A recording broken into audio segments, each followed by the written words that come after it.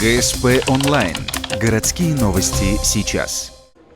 Понедельник, 10:00, шахматный клуб. Детский турнир, посвященный Дню весны и труда. Участвует 80 человек, всего 4 возрастные группы. Самому маленькому игроку 5 лет, старшему 17. Как говорит главный судья, наиболее интересно смотреть на взрослых, они играют, так сказать, с умом. 14-летняя участница турнира уверена, шахматы в учебе ей точно помогут. Развивает ум, во-первых. Я в 7 классе учусь, и это помогает развитию по математике, во всем.